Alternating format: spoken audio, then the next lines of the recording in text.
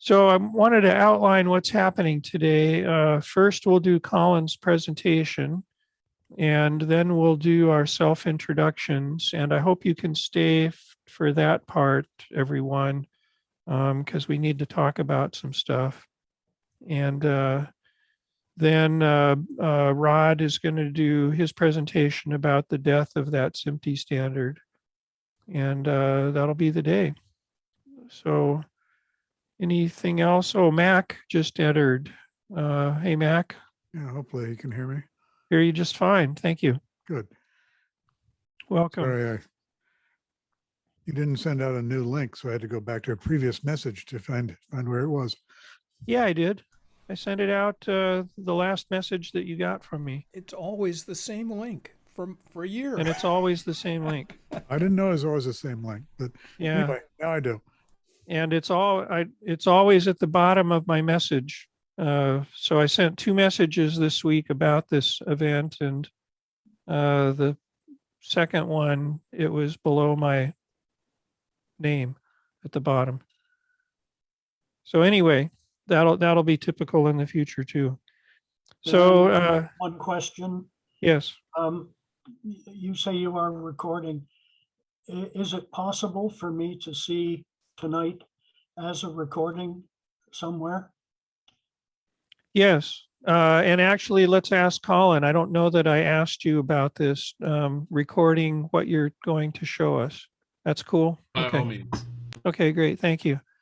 Yeah, I confess that I am slothful about posting recordings because A, I got a lot of other things to do, and B, I haven't felt a demand to do that except in a few rare cases. So since Graham has asked about this one, I will make an extra special effort to get it on my YouTube channel, for which I will send out the link, including to you, Colin. I would appreciate that because I'm rapidly fading already, so I think I'm probably going to call it quits for tonight. Okay. And I'm particularly interested in seeing this acoustic recording that Colin is doing, and if Great. It's possible to see it somewhere, I'd really like that. Okay, I will make an effort to do that by next weekend.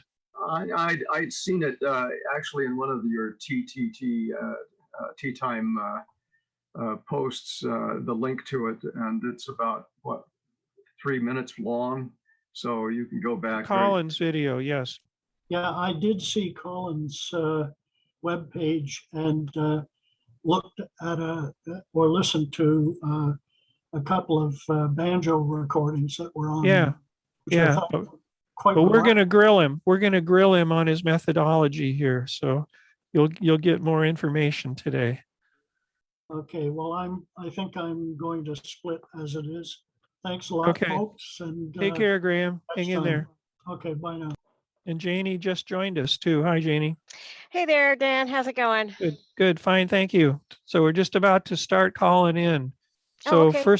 first of all, thanks to Glenn for telling me about Colin, and thanks for Colin's generosity in agreeing to be with us and explain what he does and why he does it and how he does it. And Colin, do you want questions as you go, or do you want us to not do that? I made a little PowerPoint, so after that, fire away with the questions, but it may just be easier to kind of go through. Okay. Kind of just go through each thing. But yeah. Okay, so we'll hold our questions till the PowerPoint is done. So without any further ado, Colin, where are you? And here in New York City, in the Upper East Side. All right. Yeah. All right, great. Well, welcome and for joining us. Thank you for joining us from there. And now Colin Hancock. Alrighty, so I'll get started here. Let me just share my screen real quick. Okay, 1 second. All right, can everybody see it? Yes. Excellent. Okay, so today I'm going to talk about acoustic recording in the 21st century. My name's Colin Hancock, and I am a jazz musician and an acoustic recordist. So here's a picture of me in the middle of doing an acoustic recording with somebody kind of in the way with their phone a little bit, but that's okay. And if you don't know much about an acoustic recording, let me just give you an idea of what I do.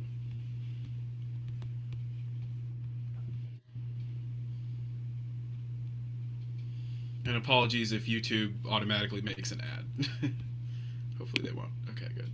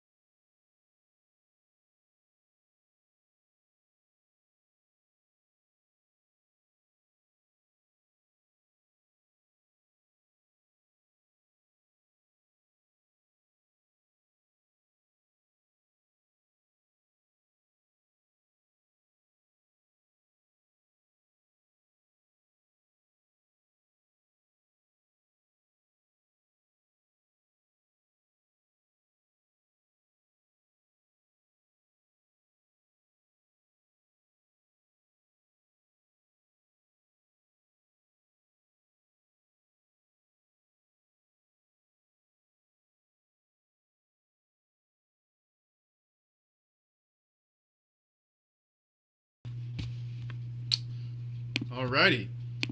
So, as you can see here, I record acoustically onto wax. The acoustic recording process, for those of you who may not know, is the process of recording sound waves directly through a horn onto a diaphragm, which projects the sound onto a needle, which then cuts it into wax. So, to start, I'm going to talk a little bit about a brief history of the acoustic recording process.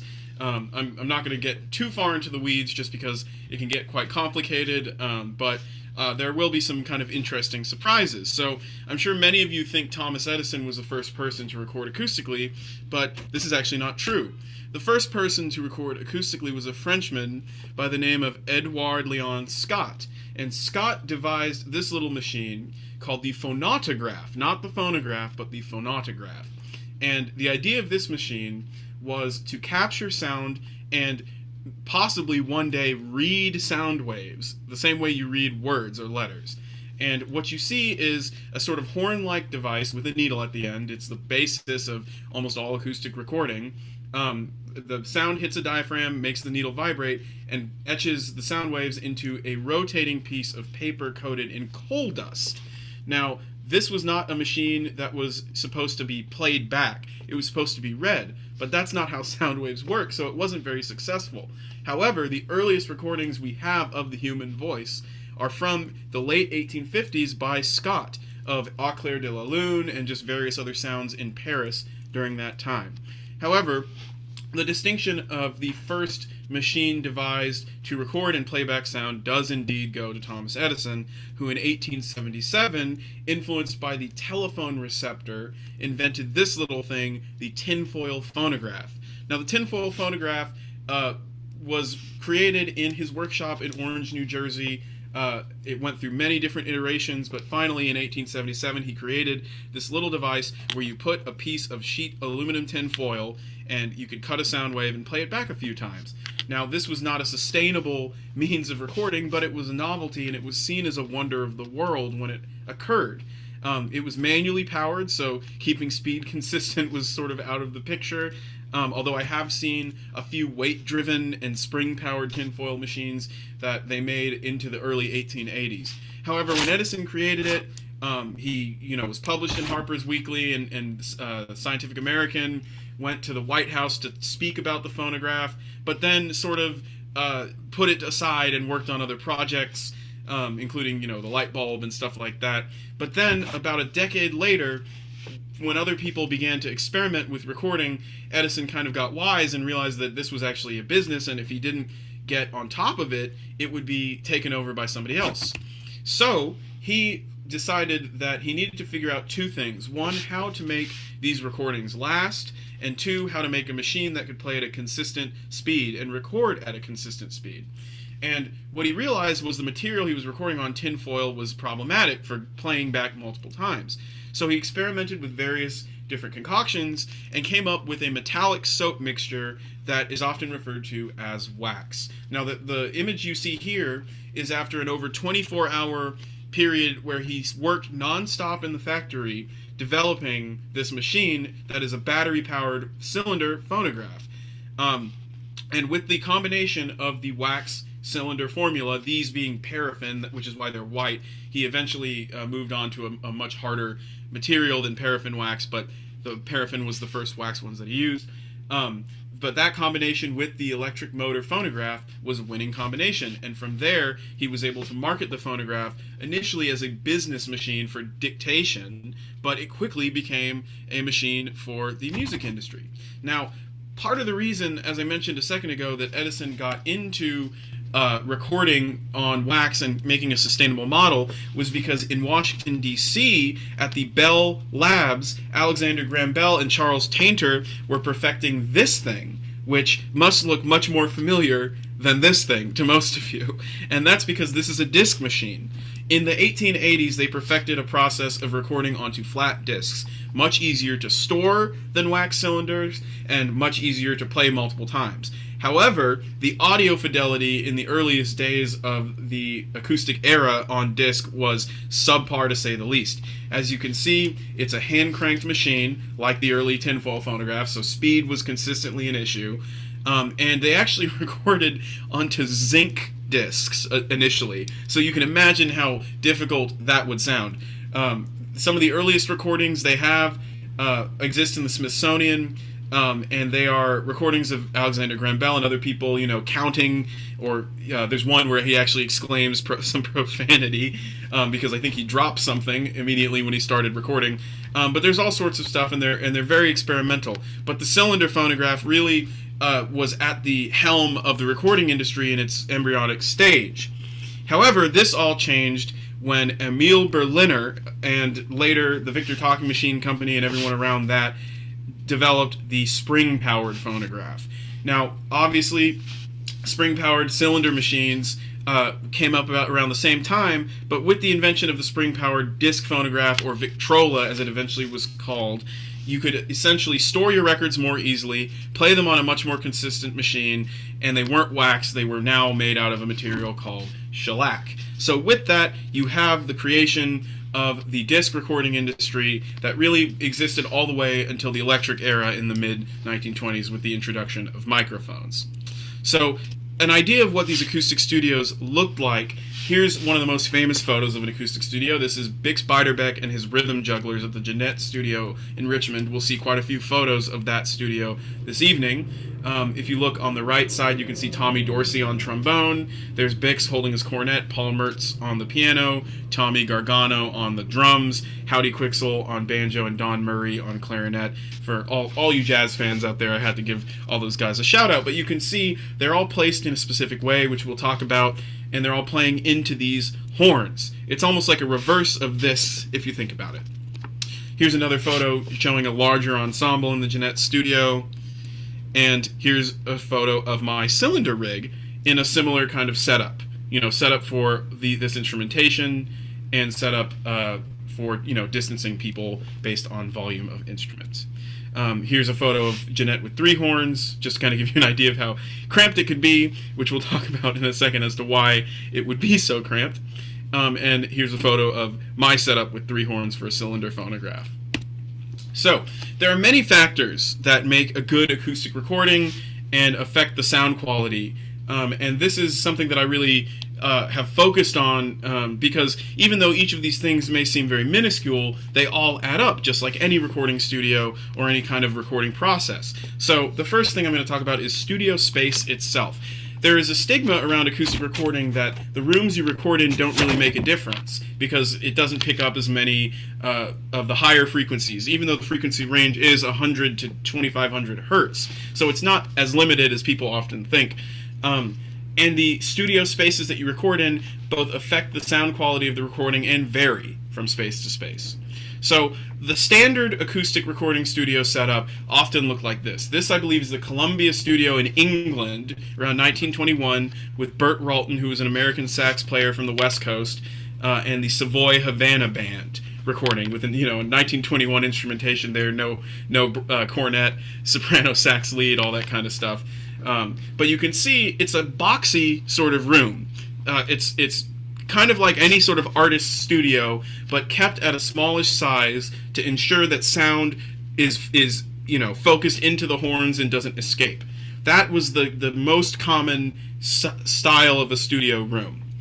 However, some companies decided to go against the norm and had large rooms. This is the Columbia studio in the Woolworth Tower in Lower Manhattan, where the original Dixieland Jazz Band and a lot of different artists from the Caribbean and all sorts of people in the teens and into the early 20s recorded before they relocated to Columbus Circle.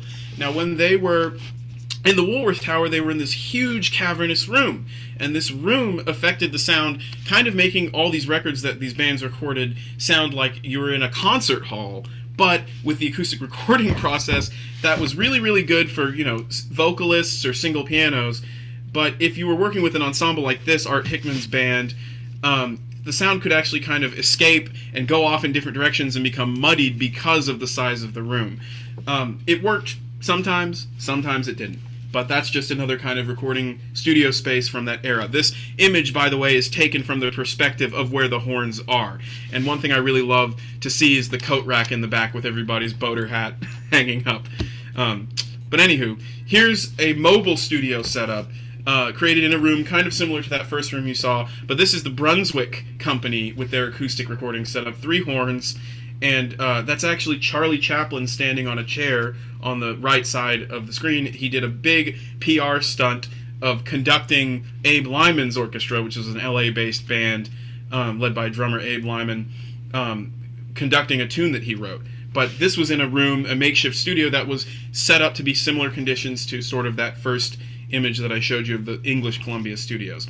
And here you can see a cylinder recording I did in a room which matched the dimensions and size to get that direct recording. And this room was one of the best rooms I've ever recorded in. It was a small classroom, maybe 20 by 40 feet, and just not too big, not too high of ceilings, so that the sound was really direct.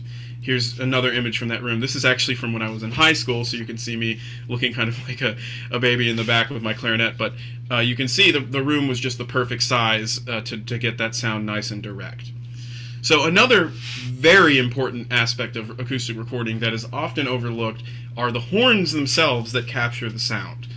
Horns vary in shapes and size and vary from medium, and by that I mean from disc to cylinder, you have different size and shape horns, and this affects the sound quality.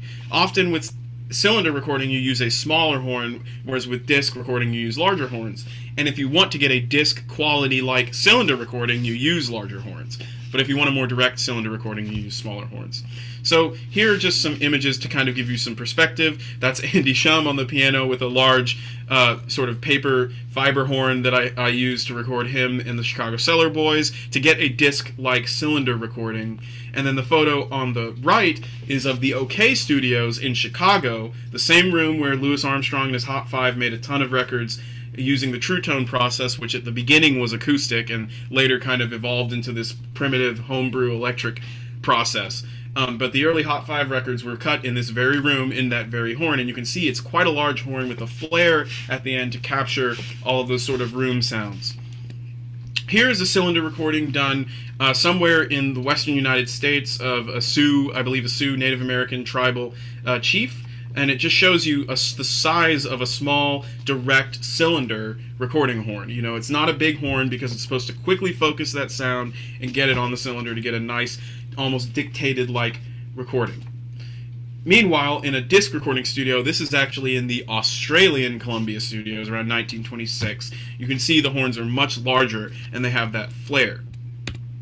Here, to get another disc quality-like acoustic recording on cylinder, is my 3-horn setup in St. Louis recording the Arcadia Dance Orchestra. And you can see the way that the horns are placed and which horns are being used for which part of the band. So the large horn that you saw I was recording Andy Shum on piano with, I'm using it to record the piano and the banjo.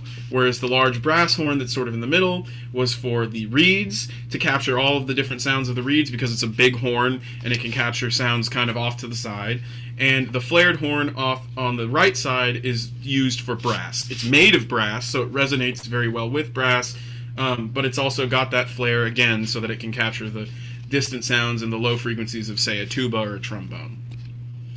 Meanwhile, for disc recording, here you can see my super secret special acoustic disc recording setup, which is a lathe that I took a 1947 RCA Victor transcription lathe and reworked it to record disc recording using just a rebuilt diaphragm and various other things. But you can see I use the large tin horn. That is an actual studio horn that I got my hands on many years ago to record a piano solo. And the horn on the left, or on the right, excuse me, is used for brass or maybe, you know, say a cornet solo or something like that. So after horns, I think the final thing that's really important as far as what I do and what I really look into is instrument placement. Now you might remember from that photo a few minutes ago of the OK Studio in Chicago, which here's an enlarged version, the cornet was right up on the horn and the cymbal was right up on the horn. And this photo actually gives you a very accurate idea of how placement actually would have looked. There's another horn hidden behind the fellow playing the drum and Wingy Manone, who's the cornetist, which is going directly to the sax player. You can barely see his saxophone touching his face, but the saxophonist and the pianist, there's a horn behind the two of them that is going to them as well. But this central horn is placed where the musicians are placed around it, specifically based on volume and punch of an instrument. And there's often sort of these falsities about where a cornetist would have been, a trumpet player would have been, or a trombonist would have been in a recording studio. And there's a funny story, a very hyperbolic story about Louis Armstrong making his first records at Jeanette, where he said he was 30 feet away from the recording horn. Well, that is not possible to make a good acoustic recording. He might have been, 10 or 15 feet at most, but it would have really been right up on the horn. And when you go to take a solo, you step into the horn. So on Chimes Blues, where he takes his first solo, you can actually hear him get closer to the recording horn. But anyway, getting back to placement, you see all of these musicians are placed based on the volume of their instrument and the resonance of their instrument into the metal recording horn and recording apparatus. Trombone, very, very easy to record, so that's why it's the farthest. Tuba, because of the lower frequencies, actually needs to be closer than you'd imagine. If you want to get banjo that isn't muddy, you have to place it close but not too close, and cornet is actually much closer than you think. Cymbals and traps are almost always right up on the recording horn. And there's often another stigma around acoustic recording that you can't record drums acoustically. That's not true. You just have to have it in a secure place where it won't make a stylus bounce.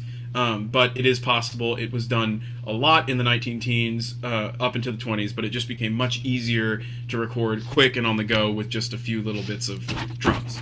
So just again to talk about placement, you can see here in another photo from that Brunswick session with Abe Lyman. That's Charlie Chaplin sitting on the piano with a violin. But you can see behind Lyman on the right, there's a flared horn that would be directly on the upright piano to make sure the piano, because it's a quieter instrument, would be recorded well. Here is a photo from the Victor Studios in Camden of vocalists showing, based on the volume of each vocalist, their placement recording into a horn, obviously kind of hamming it up for the camera, but this is a good idea of how you would have placed your vocalists around a horn. Here's a massive single horn in the Columbia Studios in England. Again, Burt Ralton with an enlarged Havana band now, all playing into one very big horn, but again with that flare, which ensures a really good quality disc recording. And here's the front side of that 3-horn setup I used in St. Louis, again just to show you the placement. Notice again the traps right up on the horn in the middle, and the other horn on the right up on the piano. Here's a photo from a disc recording I did. Please excuse the fact that we're in shorts. It was in Texas. It was 100 degrees, so we were really hot. But it was done with these large horns, again, to capture the best quality sound for disc recording as possible. So the final thing I wanted to talk about are the approaches that different labels had, because one thing about the acoustic recording era was it was not a friendly time period for the recording business as far as label to label. Although CEOs of labels knew each other and sometimes worked together, generally there were really, really significant trade secrets across different labels about their methods of recording and their processes, you know, and you read about these things long after the acoustic era, when these people were older and writing their memoirs, etc. But there were each label had their own sort of thing to ensure that their records were in their mind the best sounding ones at the time, and often these things were not patented. They were only in the laboratory, and they would change rapidly if another label created something else very, cutting edge. Like, for instance, when OK switched to the True Tone method, some other companies switched their methods too, etc., etc. So, just talking about label approaches, these photos from these studios really tell a lot. So, for instance, here you have the OK studio in New York City recording Mamie Smith, who recorded Crazy Blues. It started the blues craze at the beginning of the 1920s, and also started the market for race records, specifically records of African-American artists, and then later country and ethnic and all sorts of things. But you can see that their placement includes having an upright piano on a bench like this and using these kind of horns. There's a flared one on the left side, and then just a regular conical horn on the right for vocals, in this wood paneled room in, I believe this was in sort of like Midtown East was the location of this studio. Here, meanwhile, is OK doing a very interesting PR stunt in 1925 in Detroit in January of 1925 with Finzel's Arcadia Orchestra doing a field recording in front of a live audience. Now, they claim that this record was released, but I don't buy it. I think it was recorded previously because they played it back for the audience, and if you played back a wax master, it would get ruined. But anyway, just to show you sort of the workings of the OK studio, you can barely see the flared horn coming out from the recording machine off to sort of the left side of the image with the recording engineers in their white lab coats. And that's actually Ralph Peer, second from left, who later would become famous for signing people like Jimmy Rogers and the Carter family to Victor Records. Now, Columbia, again, used that huge room in the Woolworth Tower. Here's a photo from sort of the end of that era. I apologize for the grainy quality of it. I wish I could have found a nicer scan, but it's hard to find these photos as it is. With Harry Reeser there on the banjo, and you can see, again, this cavernous room really created that sort of cavernous sound that Columbia sort of prided itself on for having this concert-like quality to their acoustic recordings, which some love, some really don't. Jeanette, meanwhile, was basically a shed. In fact, it was a shed The Jeanette Recording Company, Jeanette Records, was a division of the Star Piano Company, which manufactured pianos in a town called Richmond, Indiana. And then they decided to get into the furniture business in the late teens, so they started marketing Star phonographs, which were wind-up disc players. And then from that, they decided, okay, maybe we can sell some records to sell with our phonographs, which are another afterthought to the piano business. So Jeanette was an afterthought of an afterthought. But what's remarkable about the company is their proximity to Chicago, being the only permanent studio in that part of the country other than the Rhoda Heaver studio and later the Paramount studios in Chicago, meant that artists from the Midwest actually could make recordings in the Midwest instead of having to go to New York City, which is at the time where most of the recording was done in the world. So with that came all of these important bands. This is Hitch's Happy Harmonists, which in a later iteration was Hoagie Carmichael's first recording band. But they recorded in this literal shed at the back of the piano factory next to some train tracks that would bring supplies into the factory. I have been to the site, and I can tell you the train tracks were right next to it. Here's another photo of the Wolverine Orchestra, Big Spiderback on cornet during their first recording session in the Jeanette studio, which again, it was basically a shed. To deaden the sound, you can see they had curtains and Turkish carpets on the wall. So, just to kind of round it out, now that you've gotten sort of an idea of what this process is like, I'm going to play one more video of a recording just so you can see. This is done in a large room, just so that you can hear the room sound in Dallas, Texas, of Matt Tolentino's orchestra. Let me just mute it because I see that there's going to be an ad, which hopefully I can skip. Apologies for this. YouTube just always loves to do this. Okay.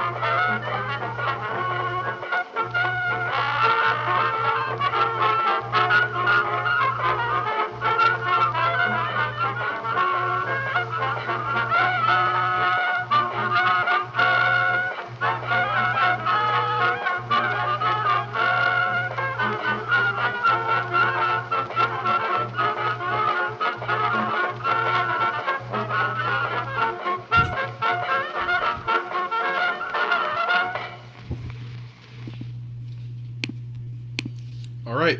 Thank you so much for having me, and now I will open the floor up for any questions. I'm sure there will be a lot, and it was just a pleasure talking about this. Nice. I had questions about practically every slide that you showed. Would it make sense to just put up slides and have us ask questions about absolutely. that? I'll kind of organize it. Sure. One moment. Let me just okay.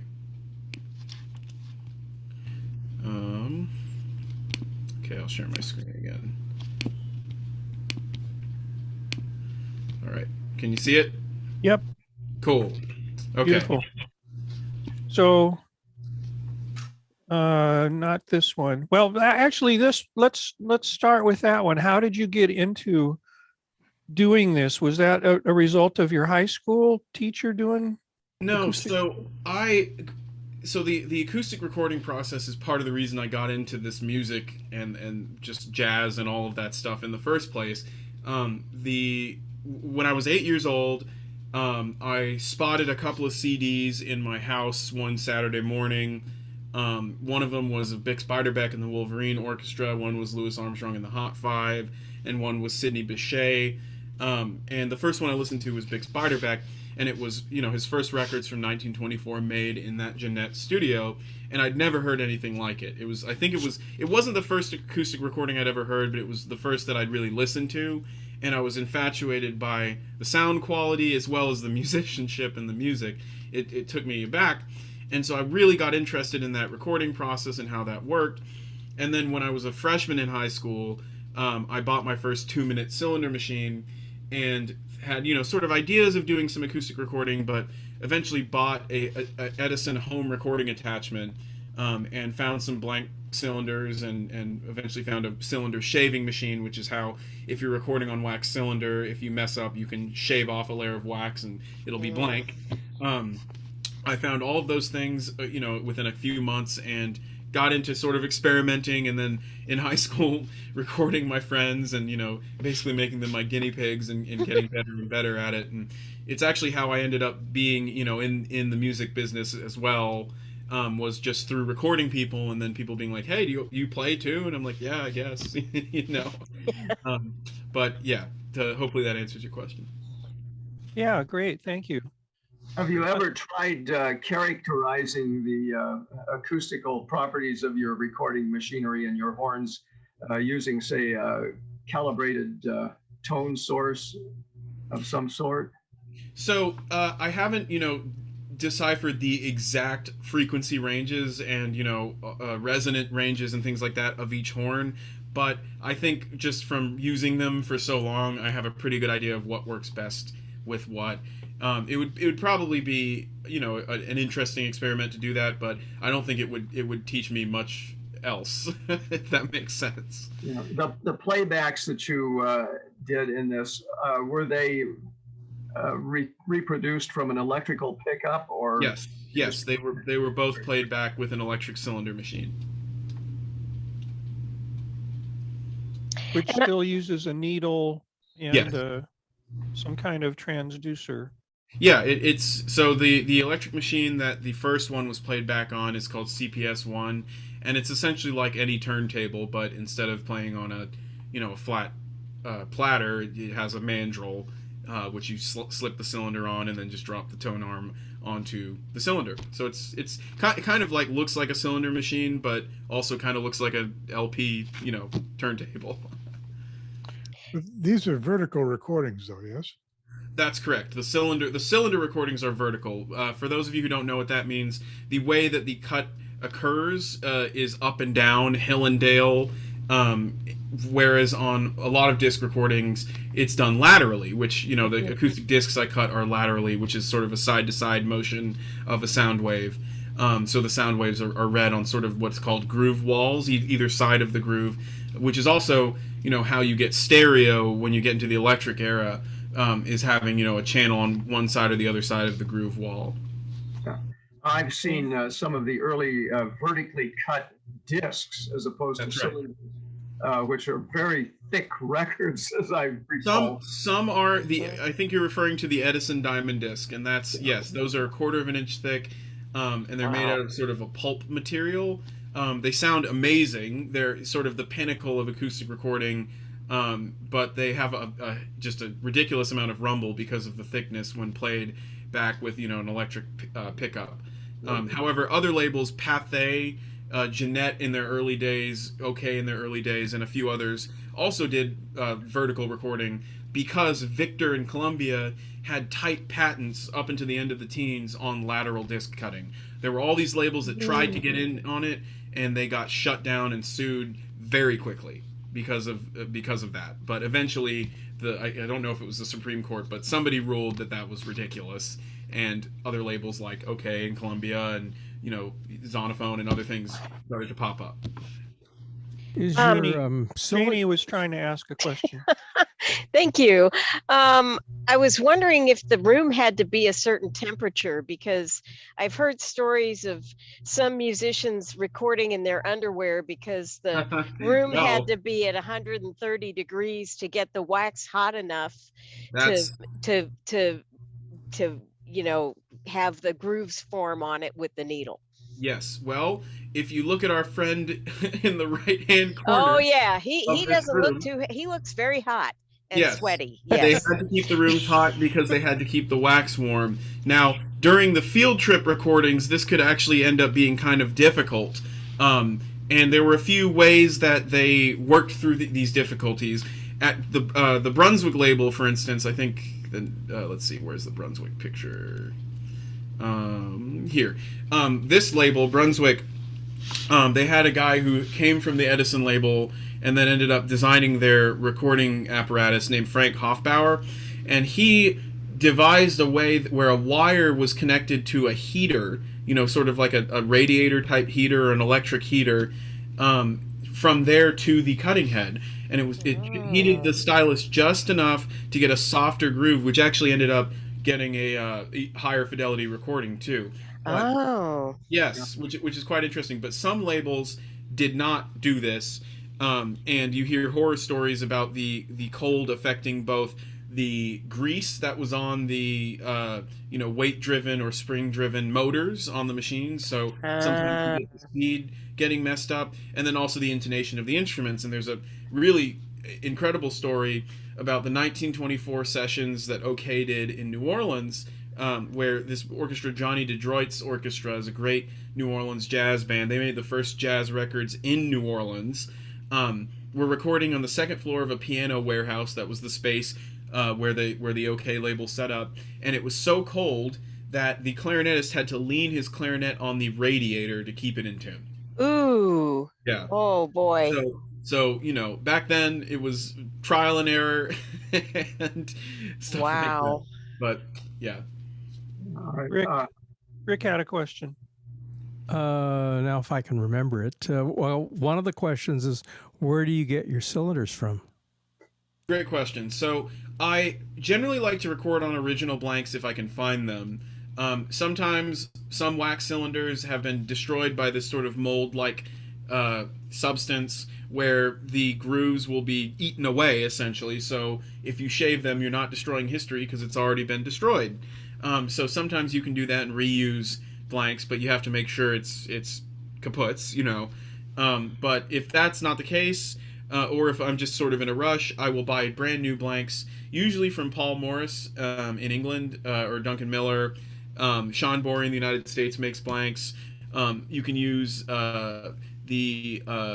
dictaphone blanks and cut them to be the size of a cylinder mandrel because they fit. They're just a little bit longer, so if you cut off the long end, that works too. There are many places to get them. Now, for disc recording, I don't use wax blanks because no one makes them. I know one guy who makes his own wax blanks, but nobody makes them. And for the lathe I use, it's just not designed.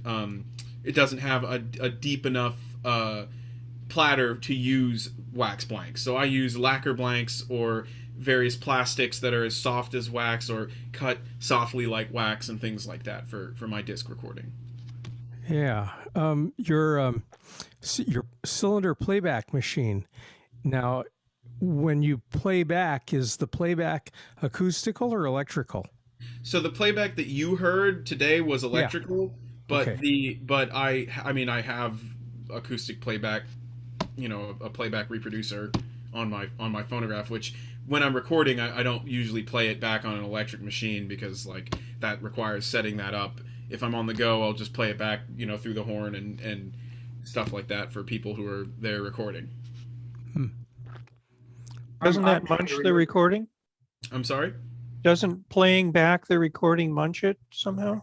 It does for discs because that would be using a steel needle, but because the sapphire ball on a cylinder playback head is sapphire, it doesn't really wear it that much. I mean, if you play it 200 times, yes, it will wear out, but once will not wear it out. Well, a lot of that is the pressure at which the stylus is sitting on the. That's right. The amount of tracking weight and just tracking force, which is part of the reason the CPS-1 machine that I was talking about was invented, was to try and eliminate as much tracking weight and tracking force as possible on these wax cylinders. I mean, I know that a lot of the old 78s, they had about 20 ounces pressing down on the disc, and a lot of that was just to keep it from jumping out of the groove. So, but you mentioned earlier the hot wire. I mean, I own a Presto 6N lathe with a Grampian feedback cutter head, and my cutting needles are wrapped with a nichrome wire, and I essentially heat the cutting stylus to make a quieter groove when I'm cutting with that. So, yep. I'm really curious about the interface between the horn and the diaphragm, I guess, at the Sure. needle. It seems like every machine that you've shown us has a different mechanism for making that transition.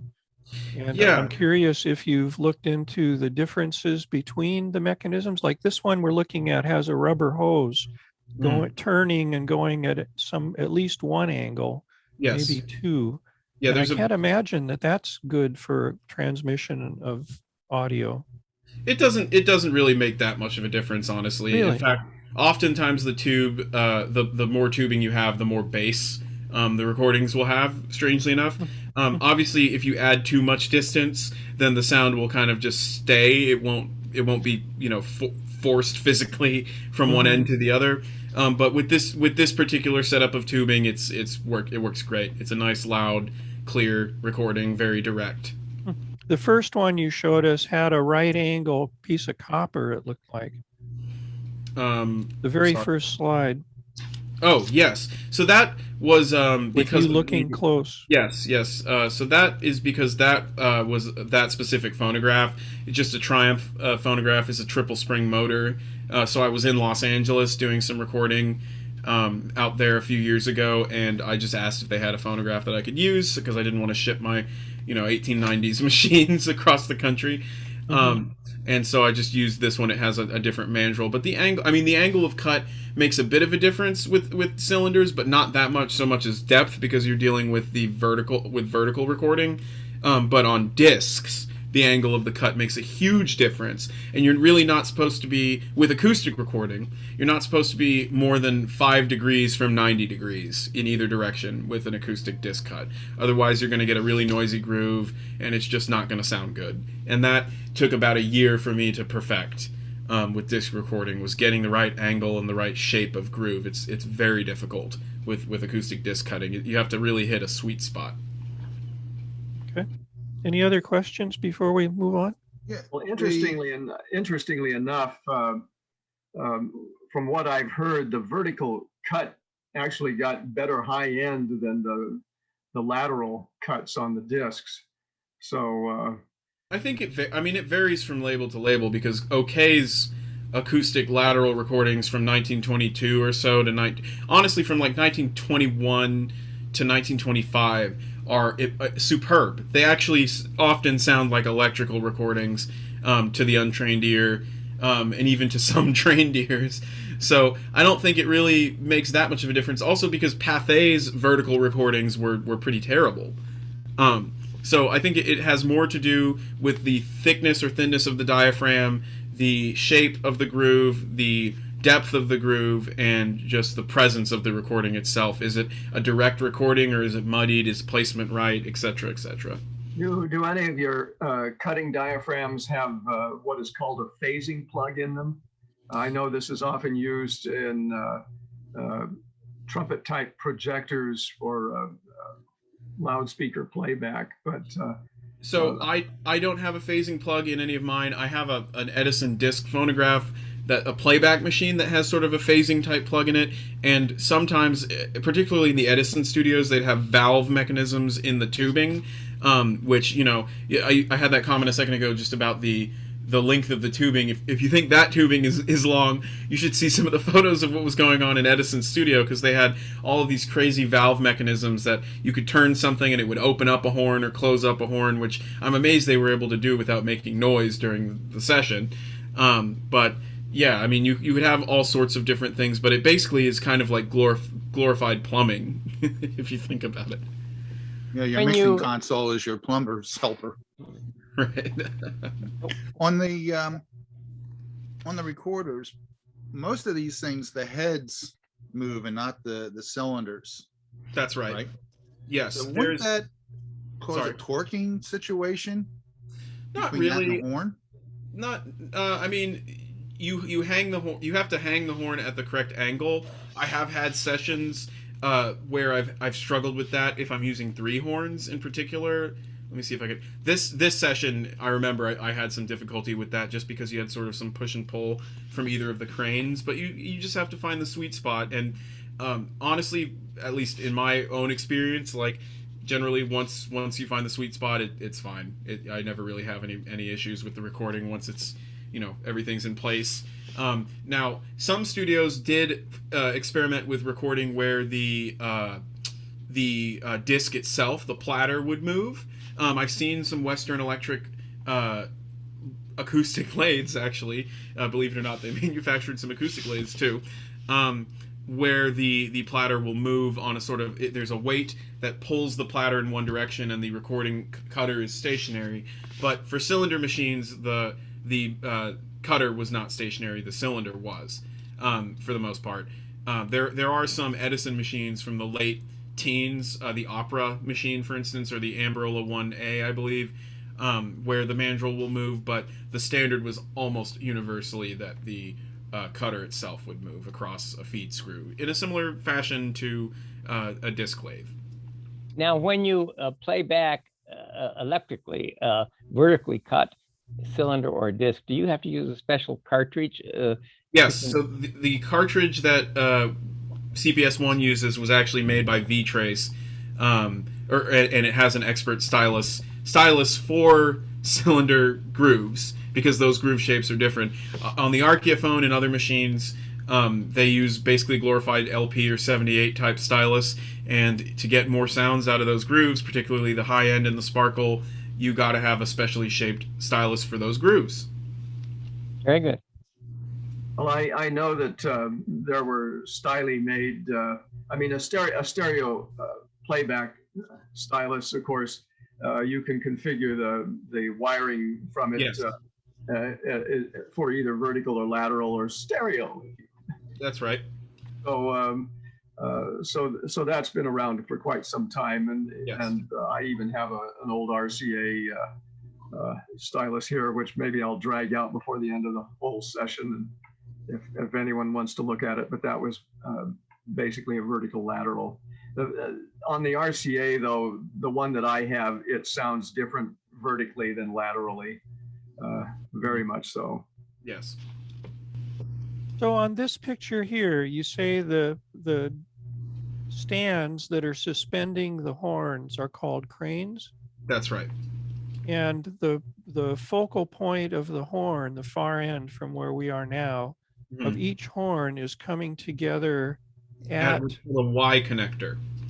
and that Y connector is attached to the moving, Yes. what's it called? The cutting head.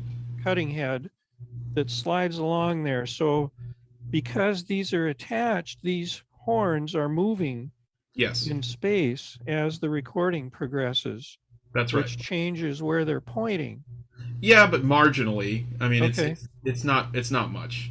And you know, Are there specs for what kind of reception pattern these kind of horns have? Various horns have. I mean, We've it's- seen a lot of different shapes. yeah. I mean, there are, as I sort of mentioned earlier when talking about them, the shapes make a big difference. The size makes a big difference. But generally, especially for acoustic cylinder recording, you want to use a very conical shaped horn if you can, just because it again really gets that sort of direct kind of sound. Whereas with disc recording, you want sort of more of a bigger sound, if that makes sense. It just was the way that the sound quality and the perception of sound quality shifted, and what people wanted to hear, what they wanted their records to sound like. Because at the beginning of the disc recording industry, they would record with horns like this, and the records are very boxy sounding and kind of dead sounding. So the shape, sort of as I mentioned before in that section, really does make a difference. So the conical is more direct, and maybe a flared Morning Glory style horn is less direct? Well, not necessarily. It is still quite direct. The thing is, you don't really want it to be a bent flare like a Morning Glory horn. You want it to be more of just kind of like one angle attached to another angle, if that makes sense. So if you have that curve, sometimes sound can actually bounce off. But if you have just that kind of nice one angle to another, then you get that directness, but you also get some of the sounds that are off to the side, if that makes sense. Because if you with these conical horns, if you are even just an inch away from pointing in the right direction, it can mean the difference between your instrument being right there in the recording or sounding like it's in another, universe. So, yeah. Okay. You played a video of with a singer at the beginning. Yes, Catherine Russell. Her father was actually Louis Russell, who recorded acoustically himself for the OK Studios in that lab of that photo with Wingy Manone and them sitting and playing in that horn in Chicago. That's her dad recorded in that very room. So I mentioned that to her during the session. I said it must feel cool to be the second generation in your family to record this way, and she said, yeah, it does feel pretty cool. And it seemed like she was really having to sing out in order to be where she was volume-wise. Is that you have to project when you speak or sing, but the way that I say it, describe it to my whomever I'm recording, is you want it to be like you're singing to the person at the back of the hall without a microphone. You still want to sound good, but you want to project. You want that person to be able to hear you. And that's how you should treat acoustic recording. Now, you may have also noticed that at certain points in the recording session, she kind of moved backwards when she really sang loud, and that was also a big part of the process, and is similar again to stepping in for a solo moment or something like that. The way that you distance yourself from the horn really affects the volume and how much you project. And if you just stay in one place and you're singing at different volumes, it can really make a weird sounding recording. It's not as even sounding and balanced. Cool. Any other questions about this part? I'd like you to go back and keep going, but go ahead, Matt. How can you duplicate the cylinders? That is possible. I have never sent them to be duplicated, but I've had requests to do that many times. It's a process called molding, where essentially you take the cylinder, you make a mold out of it into what looks kind of like a tin can, but on the inside there are grooves. And then, in the same way that you would make a mold of a wax disc, you make an electroplated copy and in a chemical bath, and then from that you can manufacture blanks on resin. You can make them on wax too, but usually people who make copies of cylinders now will use some sort of paraffin or no, sorry, not paraffin, polymer-based resin or something like that. Isn't there a seam problem though? I've never encountered that. I can comment on that. The Edison company managed to figure out how they would heat the material up with steam, and it would expand into the can that held the grooves sort of inside out, and then let that cool, and then the sleeve would come out, and that would be slipped on into harder material that was essentially the cylinder that fit the mandrel on the Edison phonograph. So yeah, using that process, how long would it take just to make a disc? I mean, it must have been slow.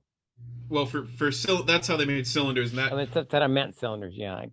It was, I mean, it was, they got it down to, you know, an industrial level because there are millions of 2-minute Edison wax cylinders that were made. So it was, you know, I mean, it was meticulous, but it was meticulous to us. In 1900, it was the cutting edge. So it would have been pretty fast for them. Maybe not so fast, you know, as making a bunch of CDs now, but it was still pretty fast for them. And just kind of going back to that process itself, think of it this way: there was sort of a tin can, and then within the tin can there would be another cylindrical shape, and then that cylinder would be, you know, created within the space between the two cylindrical shapes, sort of in that expanding way that was mentioned a second ago. And I heard that some instruments recorded better than others, so that those earlier recordings, there are lots of banjo recordings because banjos recorded particularly well, but pianos didn't, for example. And you know, or stringed instrument like violins recorded, you could move them up to the horn and so forth. Right. Well, they used the Stroh violin, which had a horn on it. That's right. That's right. Once. Yeah, Philip Glass did a concert once where he used Stroh violins just for novelty. I keep thinking in those violins, the peg went to a diaphragm that was on the back of the instrument, and then the horn came from there. Yeah. But the Stroh violin didn't sound very much like the modern violin, but it did get on the disc, and you could hear it just was a different timbre. Right. Right. Mm-hmm. Yeah. I mean, it definitely varied from company to company, but a good recording engineer was up for anything. Columbia in particular really recorded just about anything. There are recordings from the teens that are like, you know, violin, 2 banjos, trombone, and piano and stuff like that, but also like 2 marimbas, violin, saxophone, drums, bass, sax, and piano. You know, things like that. Like, it really, I mean, obviously certain things recorded better than others. Acoustic guitar, for instance, was relatively difficult to record. Yeah. But it could be done, and good companies would do it. If you listen to the English Columbia records of a group called the Gilt-Edged Four from around 1925, Eddie Lang plays some fantastic acoustic guitar, and it's very audible, and it sounds great, and it's acoustic. They just placed him right, and they used the right shaped horn, and they told him play loud, and it worked. You know, so it's possible. It's just, you know, it's not as natural to the performer maybe, because you have to work within the limitations of the technology. Thank you. Yeah. So the multiple horns are to record from different angles, to accept sound from different angles. Mm-hmm. Yeah. More so than one. What's the maximum number of horns that you could have? Well, I've seen diagrams for as many as, like, you know, 6 or 7. And Edison would often use about 5 or 6 in his studio for a jazz band, for instance, like the California Ramblers or somebody like that. There'd be a piano horn, a drummer horn, a reeds horn, you know, reeds and banjo, and then like a brass and, you know, tuba horn or something like that, with valves that could be opened and closed for solos and things like that. But that was at the, you know, the cutting edge of this. Most of the time, you know, you'd have 2 or 3. Here's 3 in the Jeanette studio, and this was really pushing it. And just to kind of see why you had 3, it was, one, to get sections and specific sounds that you wanted to be more direct, but it was also for a larger ensemble. Now, some companies like Victor would also experiment with large horns. Edison actually invented a 127-foot long horn, which was not that practical. It was okay. It was great at recording piano, but in general, it was not that practical. For many reasons. But it usually would be down to 2 or 3, 2 usually being the easiest. I personally love recording with 3 horns because I feel like my performers feel more comfortable. They feel like they can spread out. But I get the loudest recordings with 1 horn. Unless I get everybody to be right up on the horn, you know, with the 3 horns, which can happen, and then you get a decent one. But using this setup is just the easiest and most direct sounding setup. Here's a setup with 2 horns, and it did a decent job, but one of the horns was directly on the piano, just to get that. Yeah. But when you use more than one horn, you probably don't use valves like Edison did, because he did No, like early form of mixing where you can control Right. the volume of Yes. each. So I've thought about doing things like that, but it just, for one, at least 2 out of 3 times I'm usually performing or involved in some aspect of the performance, to where doing that would be difficult. 2, often with those machines, the horns would be stationary because you'd be in a studio space, right? So the horn would be attached to the wall or the ceiling, and then the tube would move, but the horn would. So the valves would be stationary or somewhat stationary on the horn. But it's I mean, I've never really had the need, and I'm not producing records at an industrial level, but it would be cool. Sounds What good. are we seeing on this one on the left where there's a horn going down, angled left, and then a rubber hose pointing downwards to the right? Yeah, so that's just really the angle of the photo, but it's a 3-horn setup, and you're seeing one of the horns kind of coming into the tube setup that goes directly onto the cutter. So out of frame are 2 other horns, kind of in a 45-degree angle, one being straight on and then one angled off in the other direction, and they form sort of a not a 180, but like almost a 180, sort of a triple Y, if that makes sense. Yeah, that sounds like it would diminish the volume considerably for the sound to have to do what looks like almost a 180 on this one. It works fine. I mean, it just Interesting. Yeah, if you see the valves on the Edison studio, the pipes that were used for the horns, they are often at a 180 shape. So it just it's all about focusing that sound, and even if you have some sound that goes in and comes out the other end, if everybody's placed correctly and there's enough sound coming in, then you'll get a decently balanced recording. I noticed the padding underneath the piano there or whatever. It looks Oh, like that's the piano cover. That was just oh, the only space in the room to put it. okay. I was wondering if it was serving as some acoustical purpose in the whole. No, it was there or crumpled up in the breezeway, and that would have been probably worse for the for the cover. So basically, Edison invented the first valve mixing console. Exactly. Oh, It wasn't the console, but he controlled the valves. Yeah, you can see here, if you look closely to where the 3. So this is the 3-horn setup, to give you a better idea of what it looks like in an undistorted photo. So they're not. It's not 180. They are all angled. Not. Are you able to zoom in on that?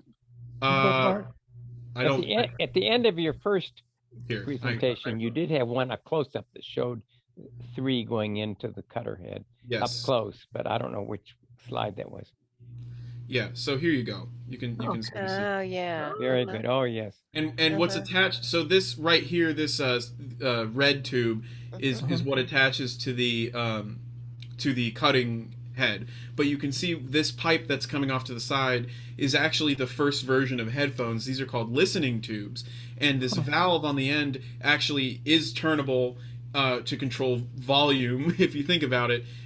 If you open it up, you get more volume. If you close it, less sound comes through the tube. But that's the way that I do mixing without cutting, is I will stick that onto the end and then listen through the listening tubes, and I will hear exactly what's going to be going onto the cutter. And it's just a great way of placement and figuring out where people go and things like that. It's definitely much more compact than an SSL console. Yeah. And less expensive. Yeah. What's the horn on the left there? The tulip or whatever shape that is. Oh, well, that's my 1897 Edison home phonograph with a around 1906 Morning Glory style horn, and that's just for playback because it's a nice loud and bassy playback horn. I recorded an 11-piece dance band in St. Louis a couple of years ago and did a recording demonstration, then playback, and it sounded just fantastic with that nice big horn, paneled horn. Tim pointed out in the chat that your listening thing there is the first definition of PFL, which we call pre-fader listen. In this case, it's plumbing fader listen. Exactly. Pre-cutter listen. Yeah, Yeah. it was pretty funny when I went to Chicago to record the Chicago Cellar Boys a couple of years ago. The trombonist Dave Bach has worked in plumbing, and he saw the tubing that I was using, and he said, "You're recording us with a toilet." And I said, "It's a very fancy toilet." That's great. As long as We're, it's not in the toilet. Yeah. I should hope so. So do you have different cutter heads for different types of things? I do for discs. For cylinders, I mean, the only cutting heads that are available were either the Columbia or the Edison home cutting heads, and I have actually a Pathé Columbia or a Pathé cutting head that's like a Columbia one, and it's terrible.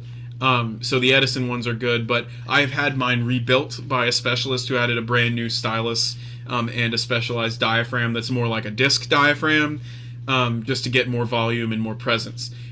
Although I got some very good quality recordings with the original diaphragm on it, I just wanted things to be a little bit more sensitive, so I did that. I had it specially designed, to be more like a studio cutter instead of a home cutter, because obviously they weren't going to make the home cutters as good as what they had in the studio.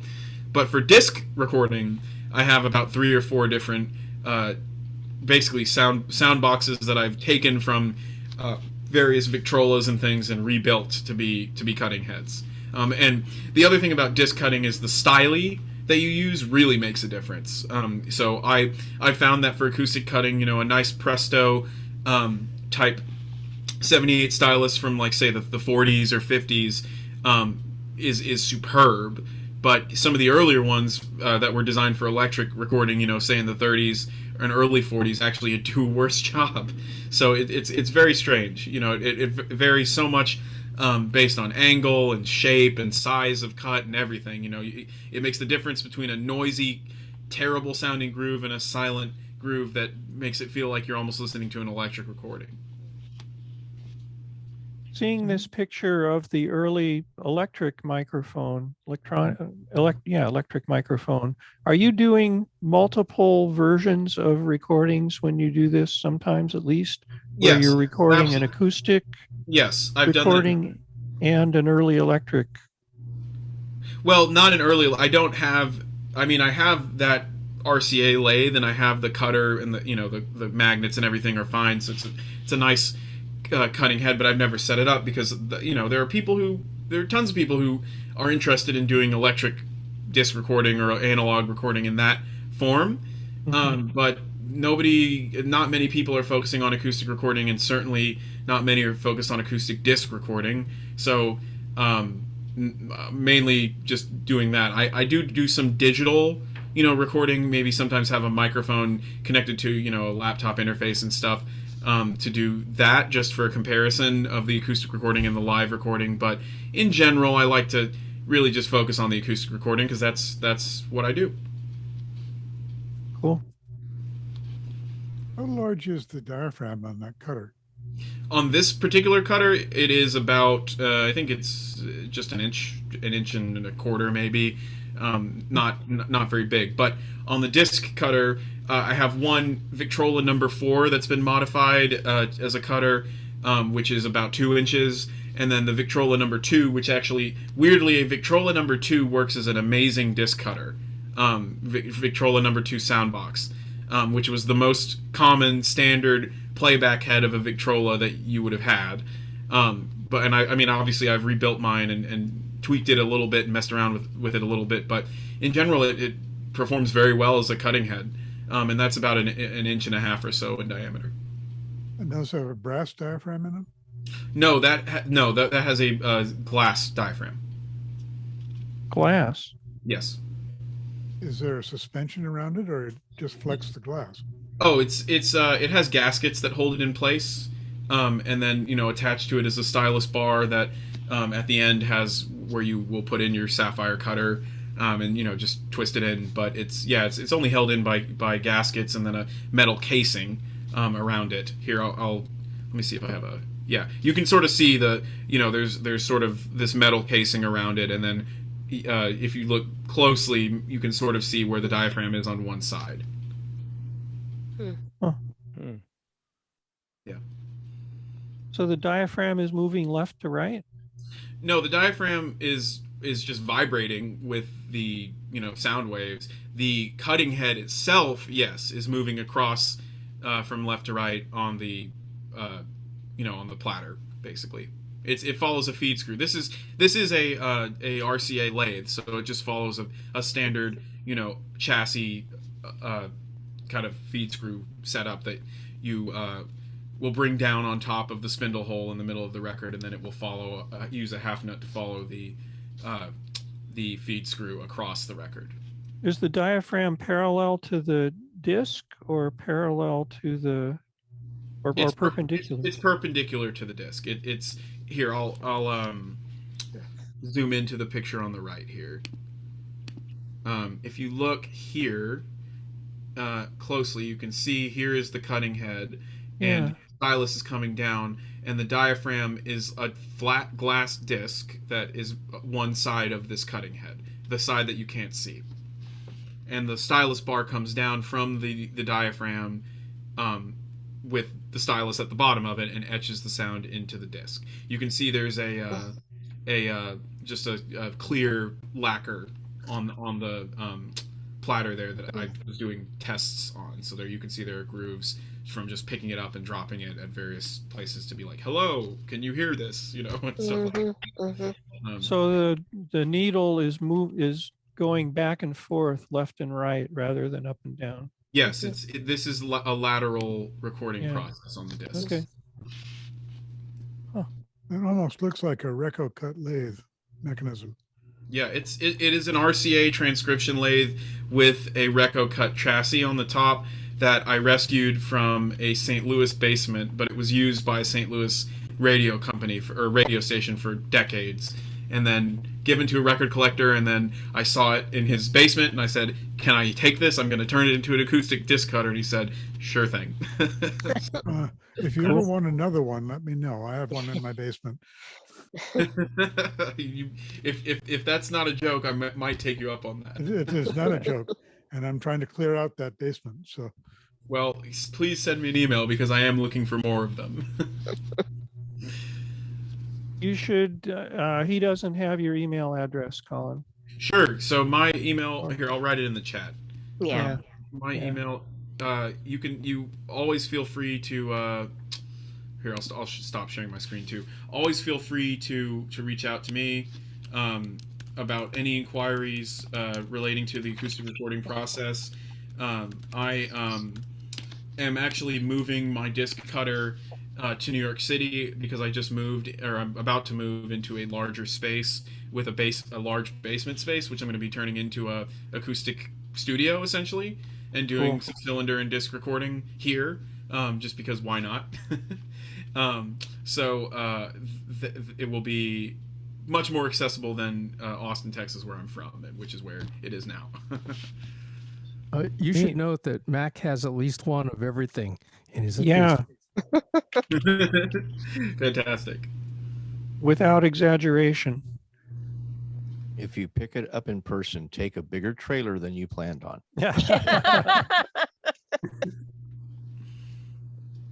I had a question about Wingy Manone. Is that how you pronounce his last name? Yes. The picture said Joe Manone Band, I think, but there was a thing in the middle that said Wingy, and he looked like he was like a teenager or something in that picture. He was a mainstay in 52nd Street for a long time, as well as other places too. Yes. Go ahead. So Wingy Manone is one of my absolute favorite cornet players and trumpet players. He's born in New Orleans. The reason his nickname is Wingy, it's rather unfortunate. He was in a streetcar accident where he lost his right arm, which is the arm that he used to play trumpet. So, I guess I'll share my screen again here. If you look, let's see if I can find that picture. Yeah, perfect.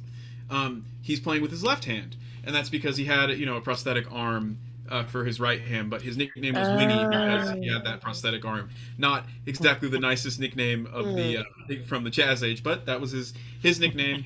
And he was just a fabulous cornet player.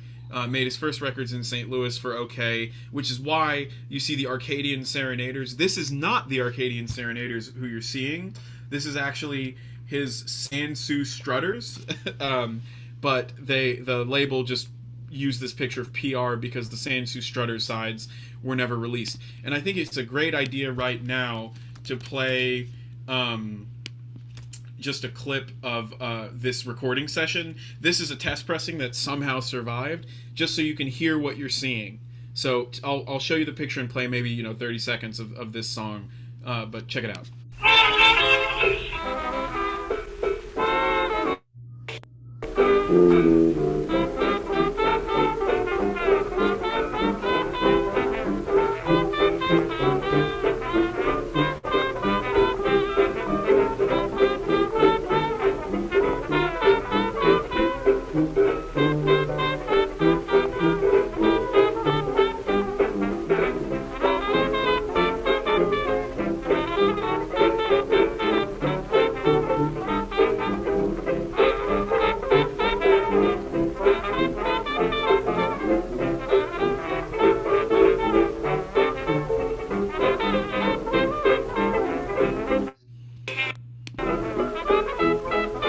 You get the idea.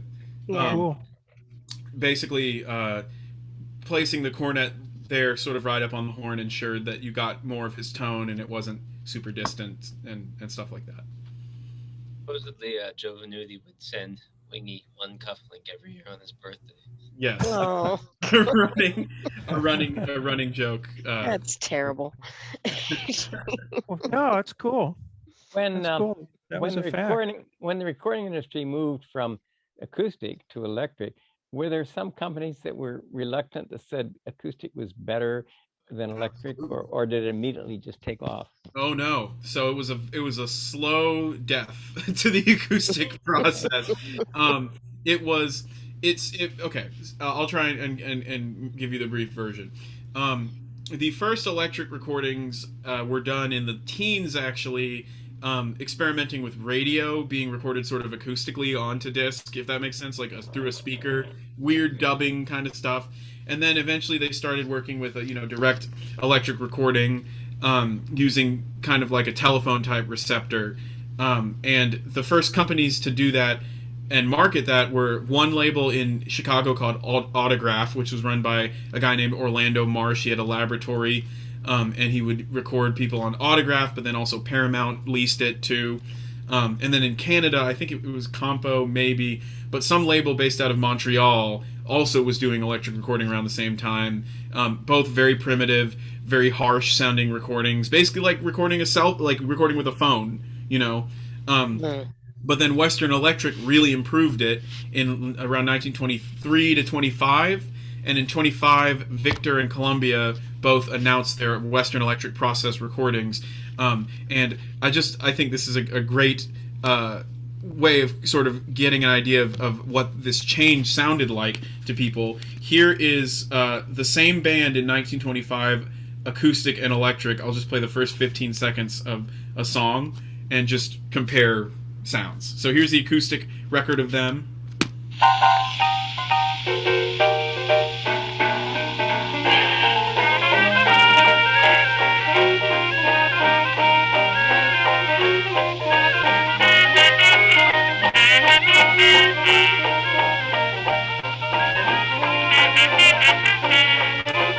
And here's the electric.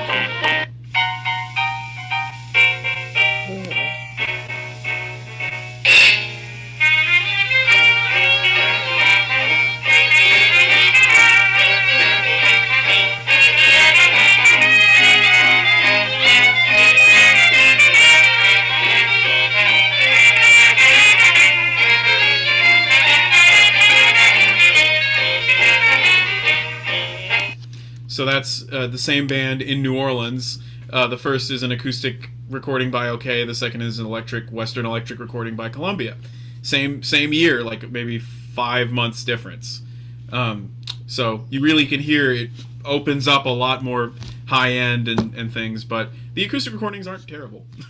They're just Yeah, not. a lot of the high end was distortion, it sounded like to me. Yeah, Yeah. yeah.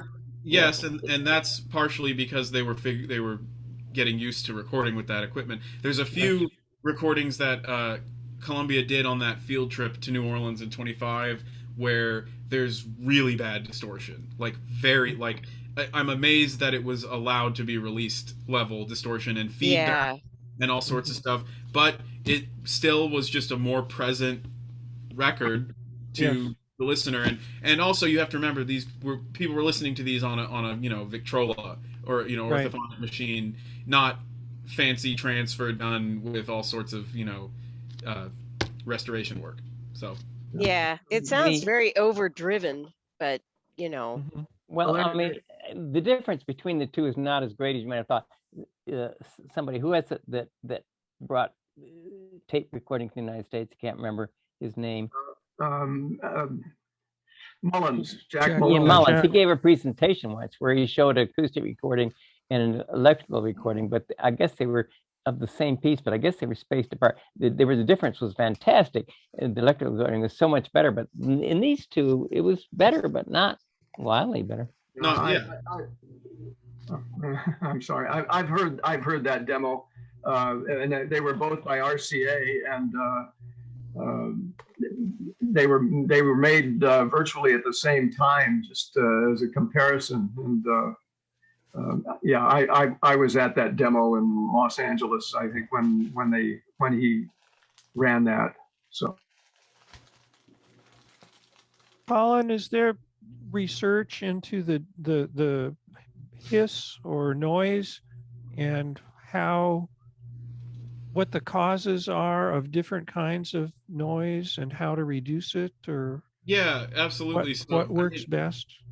Yeah, so one of the big reasons why acoustic recordings have a certain kind of sound where if you try and remove all of the hiss, it sounds bad, is because, again, you're recording into a horn. The horn is almost an extension of the performance. I think of the horn almost as like a mute, if that makes sense. So you're getting horn elements in the recordings that you have, be it a cymbal crash resonating across the sound of the horn, or unmuted trumpet, an open horn trumpet playing into it, having a bucket kind of sound because you're playing into this shape.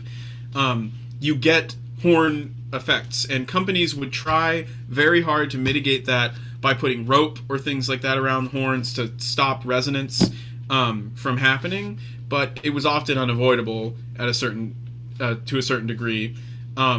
So that's a big reason why if you take away too much of the upper frequencies of an acoustic recording in a restoration, it sounds weirdly anemic and dead, because you're actually taking away sounds that were part of the performance or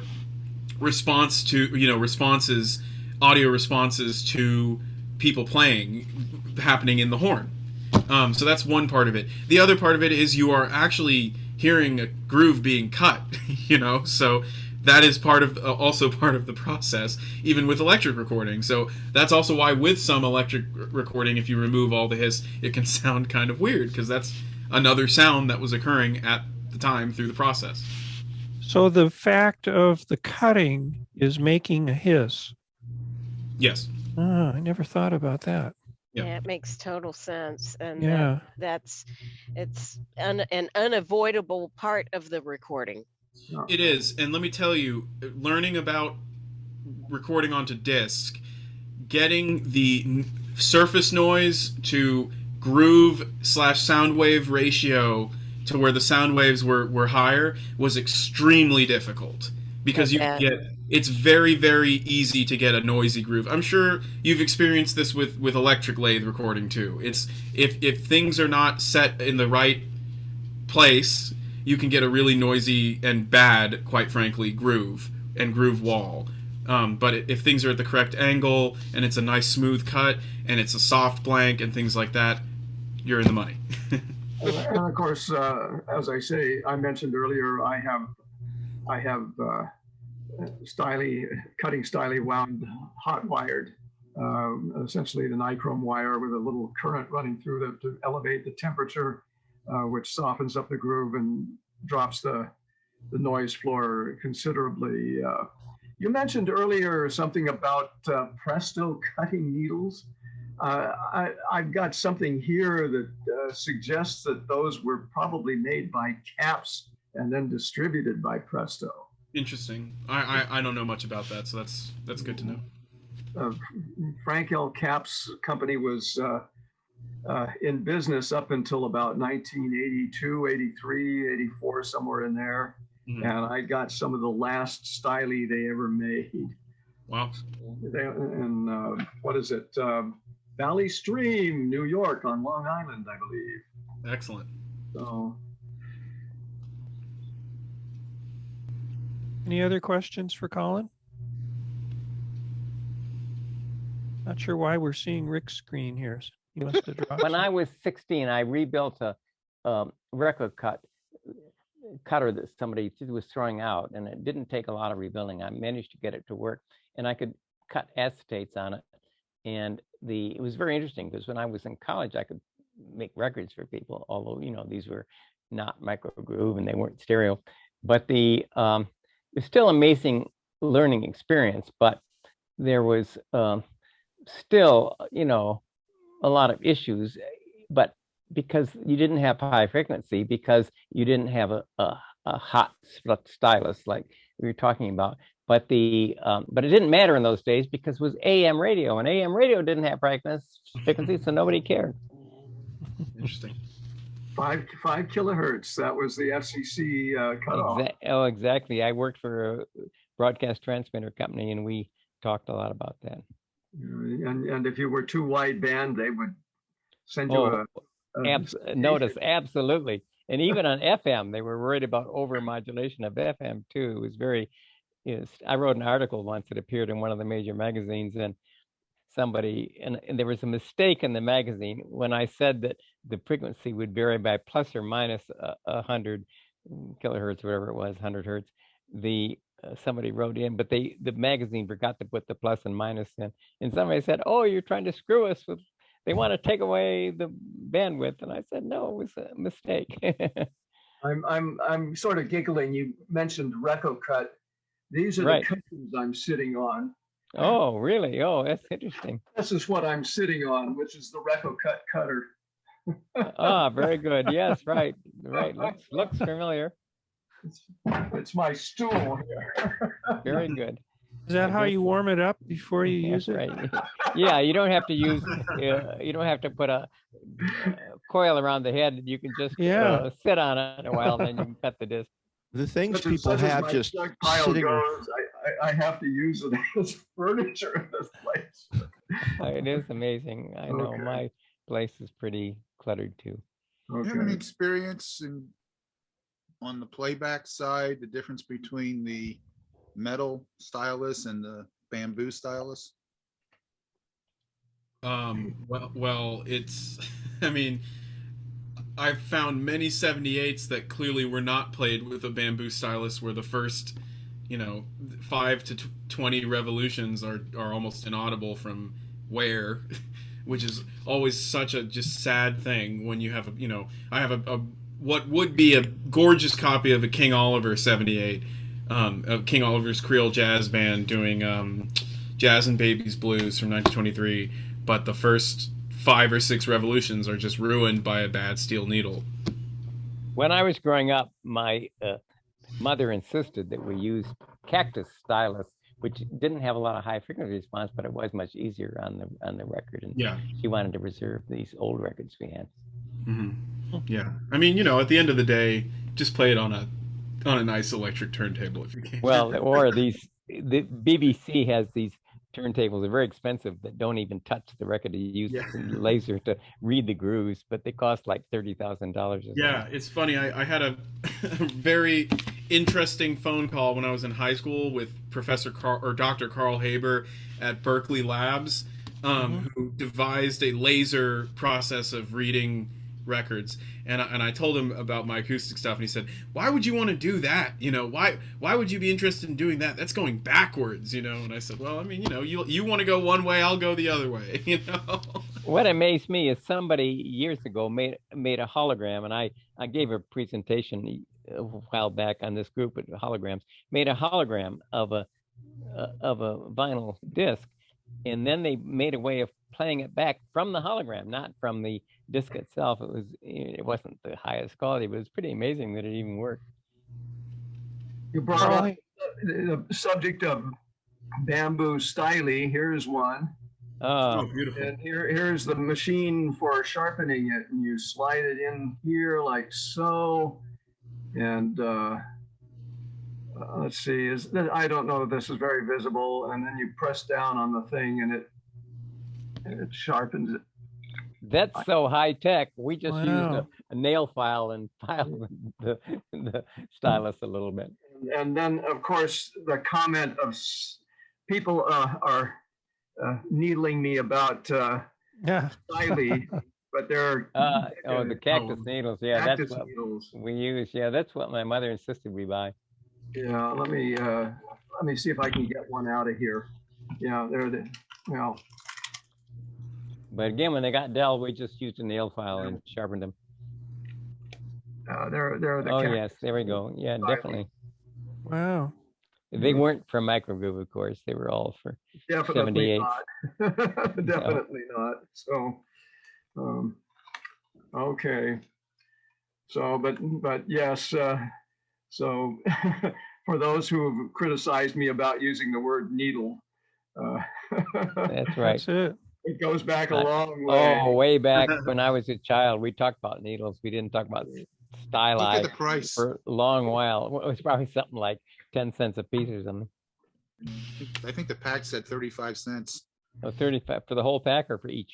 I needle? think that's what was on the thing looked like. Yeah. Anyway, I know. Of course, don't forget the economy has changed. I mean, you can make, be a very good middle class living making, $4,000 a year or something. So it's hard to compare the prices of different generations. Are porcupine needles too soft? I don't know if anyone's tried one. I don't think you can I'm capture. sure they must have tried them. Well, maybe you can't capture the porcupine safely to I just give it a discovered try. What, Rod? discovered something very strange about my computer here. There's a couple of big magnets just under the surface of the console. I'm wondering what the heck is going on there. They're strong. Well, you have to be careful. Were you going to show us a sapphire, Rod? Excuse me? Were you going to show us a sapphire needle? I can go and get one. I will show. I know where one is. I use Okay. I use sapphires and diamonds, of course, when I was in college a lot, and then later, of course, now it's all. If you still do vinyl, it's all diamonds these days. Any more questions for Colin? It was a very good presentation. I was very interested really. in these historical stuff. It Definitely, reminds me of my youth, definitely. brings me back to my youth. Unlike Janie here, who's new to her, but for me, it was like reminiscing about my youth. So it was very good. It was very good. Here we go. Frank L. Caps. I'll open it up and get it out. Oh, fantastic.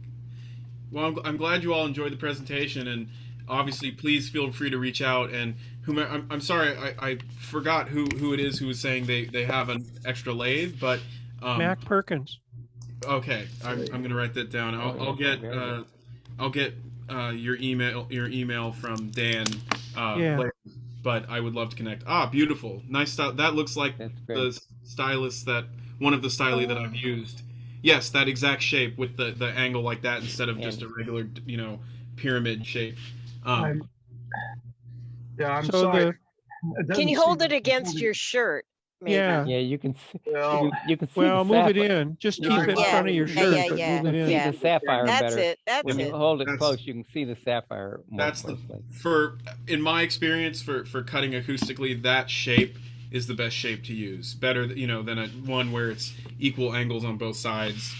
With a shape like that, it's just it cuts a nice quiet groove. Actually, let me do one more thing. I'll if I can share screen. I will find a picture that I took. Here we go. And let's see, it's in here somewhere.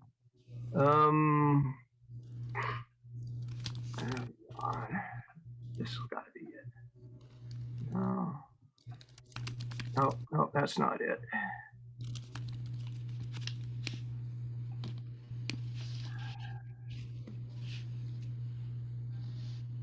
Oh, here we go. Okay, here it comes. Let's see. Share screen. Boom. Can you see that? Oh Yep. yeah. Oh, yes. Yeah, definitely. Very clear. There's the chip coming right off of it. Wow. Right. So and that has the hot wire kind of right here. Nice. Yeah. So Uh-huh. I had to there- carefully brush the chip away from the head, you know, and with a if it soft wraps brush. around that, if it wraps around that stylus while it's hot, it catches fire. Right. Yes. Little Yeah, I never quiver- used a hot stylus, but I had to brush away the chip to keep it from interfering with later grooves. Yeah, it brushes away pretty well. One way to avoid it, if the lathe will record inside out, that the chip always moves towards the center pin, because the outside of the needle or the groove is moving faster than the inside. Yeah, for the it's center pin. it's centrifugal force as near as I can tell. And that throws the chip towards Right, yes. the center spindle. Yeah. Which way is the disc moving? The disc is moving from right to left here in this picture. So the pointy surface end is of hitting the it first. Excuse me? The pointy end would be hitting it first. Yes. Exactly. Okay. Yes. So this is the tip. The chip comes out around and back. Okay. So, and the chip is running behind the cutting stylus. Okay. I'll any questions about that, and then I'll stop sharing. Can anyone even buy acetate discs anymore for cutting like that? Supposedly, but both the American plants, Transco and Apollo Disc, have burned to the ground. And there's an outfit in Japan that's making them, and they're really hard to get, apparently. And this is something I haven't fooled around with for a long time, but it's still sitting in the shop. And every now and then, if I have nothing better to do, I will take one of my recordings and see if it sounds good on an acetate disc. I still have quite a few left. Yeah, you know, what's interesting is whenever I try and record to acetate acoustically, it actually does not record as well as if I'm recording onto, like, you know, some sort of polymer type plastic. It's not soft enough. Exactly. Acetate is not soft enough. Exactly. But for electrical, it is.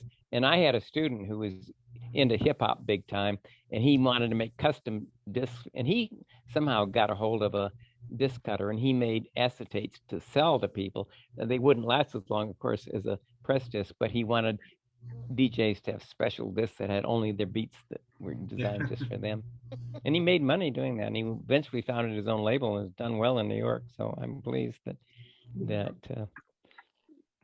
you know, that I taught somebody successfully, even though I'm not really into hip hop, but I taught him how to do it successfully. And he came back later to praise me and thank me for my help in getting his business going. That's great. Nice. There's some propaganda, Frank L. Caps and Co. Oh, yes.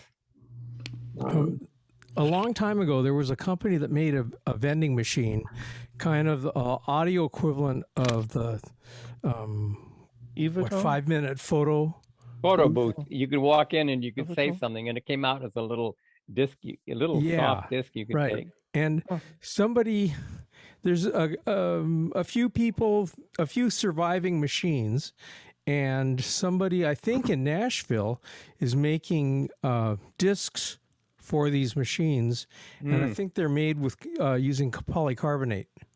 It could be. I Yes. mean, those machines were popular with soldiers in the wartime I was and all. just Yeah. going They to could say that. Yeah. record and send stuff home to their relatives. But and So I know I saw some. I never heard a disc made with one, but I know they were only like 3 minutes long or something, and they were Right. soft. But they did work. I mean, you can still hear them. Yeah. It's just like they I- used to put vinyl discs into magazines too.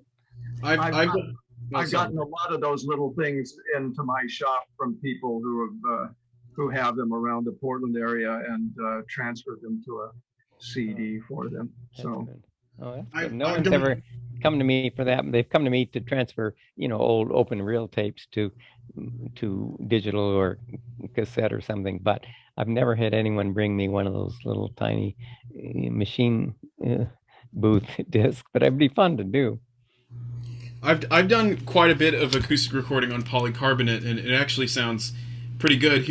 I'll play just a snippet of a string trio I recorded a few months ago on my porch outside in Texas, just to give you an But idea. recorded acoustically or electrically? Yes, acoustically. Acoustically. Oh, that's good. Because a string quartet would be hard. A string. Well, trio. it was a like string band, so like Oh, I banjo see. and guitar. Oh, I see. Okay. But here.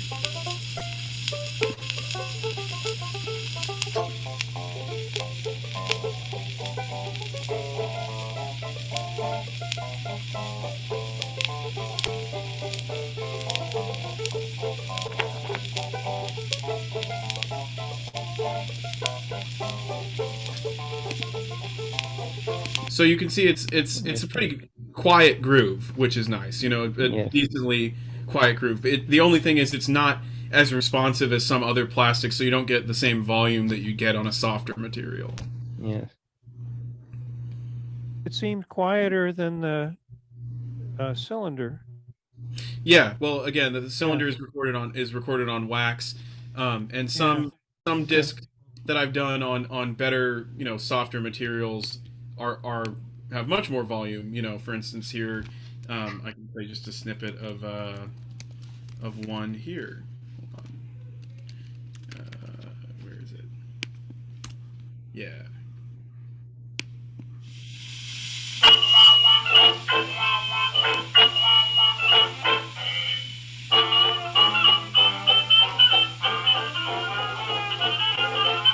Softer material, so there's just more high frequency and volume. Yeah, the groove noise isn't all that bad at all.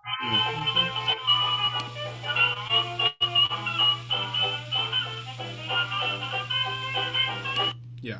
So, yeah, just like with styly and horns and machine and medium, the material you record on also makes a huge difference too. Oh, absolutely.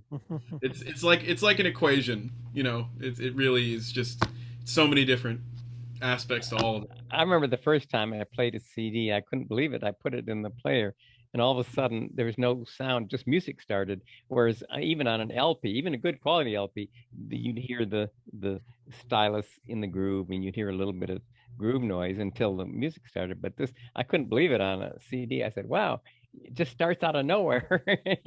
no snap, crackle, and pop. Exactly. Yes. Right.